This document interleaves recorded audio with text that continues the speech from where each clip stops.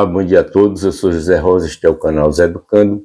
Estamos aqui na sexta-feira para comentar mais um bom livro com vocês. Fazendo logo a ressalva que não pude gravar ao ar livre, na praia, como eu sempre gravo todas as sextas, porque aqui nós estamos com um tempo muito chuvoso em Salvador, no litoral norte de Salvador. Muito bem, então vamos mostrar esse bom livro para vocês hoje, aqui mesmo dentro de casa. O livro chama-se Futebol ao Sol e à Sombra. É esse livro aqui de Eduardo Galeano. Essa edição que eu tenho é de bolso de 2015. A tradução desse livro foi feita por Éric Nepomuceno e Maria do Carmo Brito. Éric Nepomuceno é o maior tradutor e amigo, né, os maiores amigos de Eduardo Galeano, né?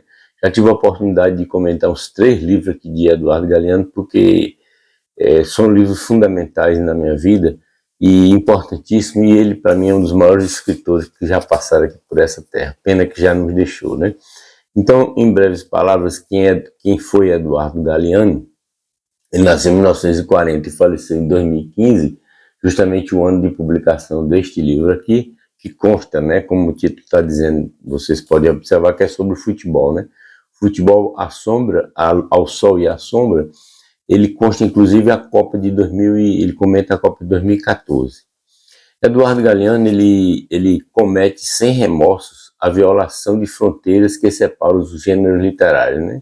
Está na introdução aqui do livro, que eu faço questão de colocar para vocês, quem não conhece.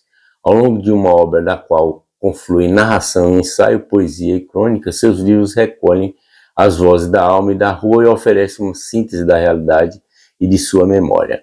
Ele escreve sempre, né, de forma poética. Tem livros específicos de poesia, mas a prosa dele é extremamente poética, né? Eduardo Galeano, ele nasceu em Montevideo, no Uruguai, né, e foi exilado na Argentina e também na Catalunha, na Espanha, desde 1973. Né? E no início de 1985, com o fim da ditadura, voltou a viver em Montevideo. Ele foi extremamente premiado em vida, né? Vários títulos que ele ganhou e vários prêmios que ele ganhou literário no mundo inteiro, nos Estados Unidos, na Espanha, no Uruguai, né? Em vários países. Esse livro ele começa da seguinte forma, esse livro Futebol ao Sol e à Sombra. Logo no começo, né, ele faz uma colocação que é interessantíssima, só para chamar a atenção de quem vai ler o livro, né? Ele diz assim, ó: as páginas deste livro são dedicadas àqueles meninos que uma vez, há anos, cruzaram comigo em Calela da Costa. Acabavam de jogar uma pelada e cantavam assim: ganamos, perdimos, igual nos divertimos. Então vocês verem, né, o teor do livro, né, a forma como ele vai escrever a respeito de um tema tão fascinante que é o futebol. Entretanto, aqui na contracapa tem um texto, eu vou ler só 3 passagens desse livro para vocês, mas tem como fator motivador para que vocês leiam, tem uma parte muito interessante na contracapa do livro, que ele diz assim, ó: este livro presta uma homenagem ao futebol, música do corpo, festa para os olhos, e também denuncia as estruturas do poder de um dos negócios mais lucrativos do mundo. Já começa aqui a vocês perceberem tanto a beleza do livro quanto o poder crítico que ele sempre teve na vida, né, o Eduardo Galeano. Então ele diz assim, ó: a tecnocracia do esporte profissional, escreve o autor, foi impondo um futebol de pura velocidade e muita força, que renuncia à alegria, atrofia a fantasia e proíbe a ousadia. Que coisa atual isso, né? Quem gosta de futebol. Por sorte ainda aparece nos campos, embora muito de vez em quando, algum atrevido que sai do roteiro e comete um disparate de driblar o time adversário inteirinho, além do juiz e do público das arquibancadas, pelo puro prazer do corpo que se lança na proibida aventura da liberdade. É ou não é poético um negócio desse, né? É muito bacana. E aí, no finalzinho dessa contracapa, diz assim, ó: não é preciso ser um apaixonado pela bola para apreciar esta saga. Basta-se apreciar a grande literatura. E é verdade, aqui não é só para quem gosta de futebol. E no finalzinho diz assim, ó: como a senhora explicaria a um menino o que é felicidade? Isso aqui é uma pergunta que foi feita à teóloga alemã Dorothee Sölle. Ele diz assim, ó: como a senhora explicaria a um menino o que é felicidade? E ela responde assim: não explicaria, respondeu, daria uma bola para que jogasse. Muito bacana isso, né? Então, assim, eu reservei três partes aqui. Esse livro que eu tenho a edição de bolso tem 250 páginas, mais ou menos, arredondando. Eu separei três partes aqui que não tem como fazer um resumo, né, um comentário desse livro sem citar essas três partes. Primeiro, um artigo, um texto que ele fala, uma crônica, logo no início, né?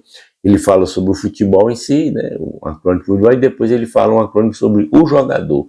Que coisa interessante que ele ressalta, que é o lado humano do jogador, que muitas vezes a gente esquece isso, né? Então ele diz assim, ó, o jogador corre ofegando pela lateral.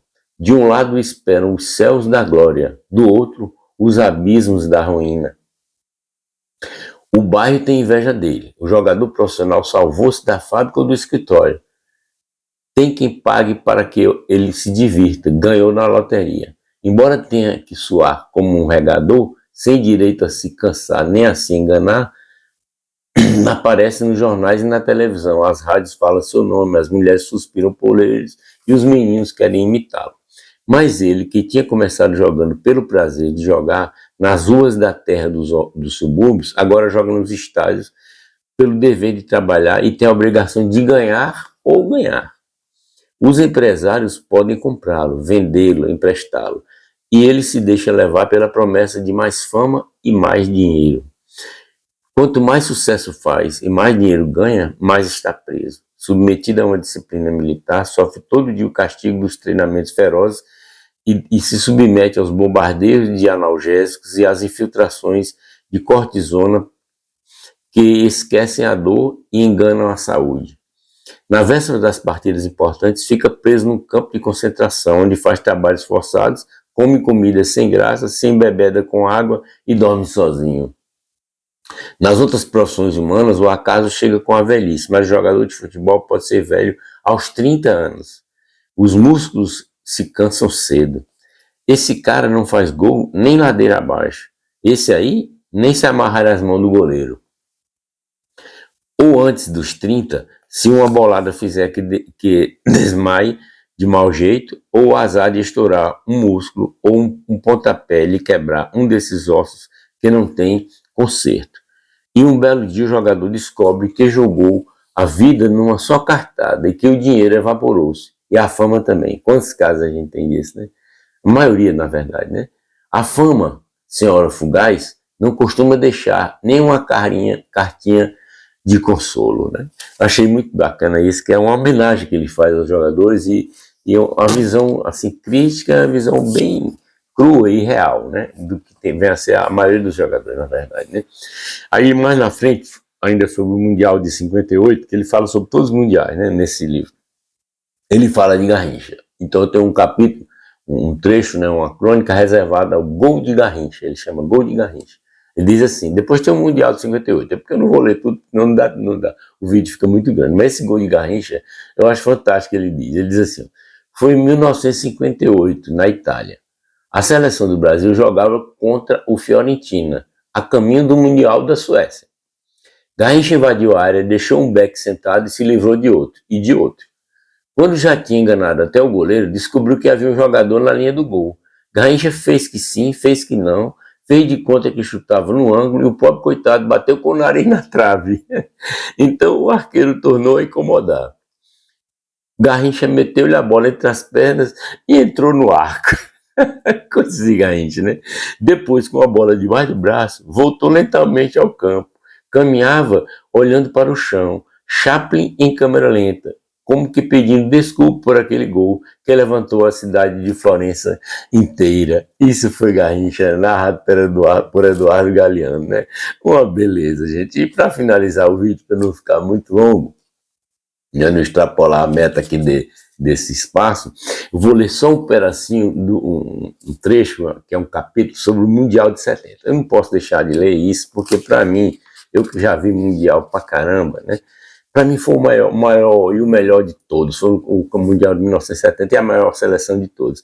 Então veja a visão de Eduardo Galeano. Obviamente, ele como historiador, sociólogo, escritor, contista, ou conta contos, né? Que era apelidado, o apelido de Eduardo Galeano, ele não podia deixar de citar, contextualizar o Mundial naquela época, né? Então ele vai falar da história um pouco, né, da época da década de 70. Então ele diz assim, no início dessa bela crônica, que está bem no meio do livro, mais ou menos. Em Praga morria Jiri Trinca, mestre do cinema de marionetes, e em Londres morria Bertrand Russell, depois de quase um século de vida muito viva.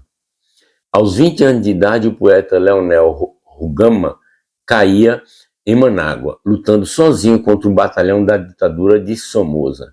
O mundo perdia sua música, desintegravam-se os Beatles por overdose de sucesso, e por overdose de drogas perdíamos o guitarrista Jimi Hendrix e a cantora Janis Joplin.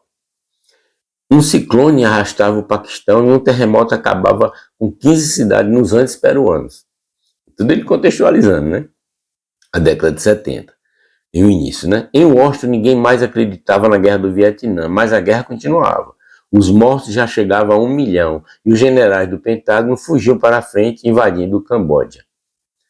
Allende iniciava sua campanha para a presidência do Chile, depois de 3 derrotas, e prometia dar leite a todas as crianças e nacionalizar o cobre. Fontes bem informadas de Miami anunciavam a queda iminente de Fidel Castro, que ia despencar em questão de horas e nunca caiu, né, como a gente sabe.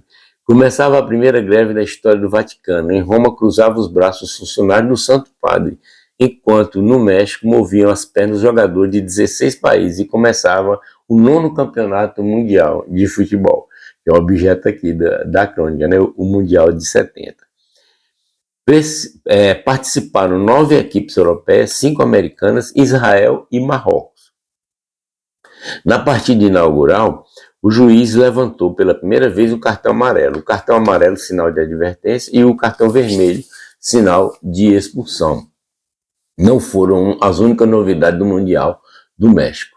O regulamento autorizou substituir 2 jogadores durante cada partida. Até então, somente o goleiro poderia ser substituído em caso de lesão.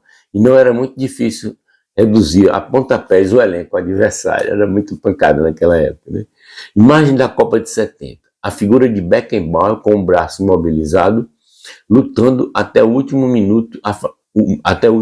O fervor de Tostão, ele cita Tostão, é ser operado de um olho e aguentando firme em todas as partidas. Os voos livres de Pelé em seu último Mundial. Olha o que ele diz aqui, ó. O zagueiro Burgnich, né, da Itália, ele diz assim: saltamos juntos, comentou o Beck italiano que eu marcava, mas quando voltei à terra vi que Pelé se mantinha suspenso no alto. Aquele gol que ele fez, né? 4 campeões do mundo, Brasil, Itália, Alemanha e Uruguai, disputavam as semifinais. Olha que coisa inédita, né? 4 campeões do mundo disputavam as semifinais. A Alemanha ocupou o 3º lugar, o Uruguai o 4º. Na final, o Brasil esmagou a Itália, 4-1.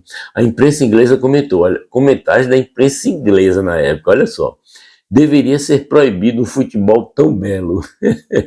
O último gol, ele narrando esse último gol, que foi um dos mais belos da história do futebol, olha a narração de Eduardo Galeano. Ele diz assim: ó, o último gol deve ser lembrado de pé. A bola passou por todo o Brasil, foi tocada pelos 11 e finalmente Pelé a entregou de bandeja, sem olhar para que Carlos Alberto, que vinha como um tufão, arrematasse. O torpedo Miller da Alemanha encabeçou o quadro de artilheiros com 10 tentos, seguido do brasileiro Jairzinho com 7. Campeão invicto pela 3ª vez, o Brasil ficou com a propriedade da taça Jules Rimet. No final de 1983, a Copa foi roubada e vendida no Rio de Janeiro, vocês lembram disso, né? Depois de ser reduzida a quase 2 quilos de ouro puro, né? Foi derretida, né? Uma Copa ocupa seu lugar nas vitrines pelo mundo afora. Rapaz, é um livro assim muito bacana, não só para quem gosta de futebol, né?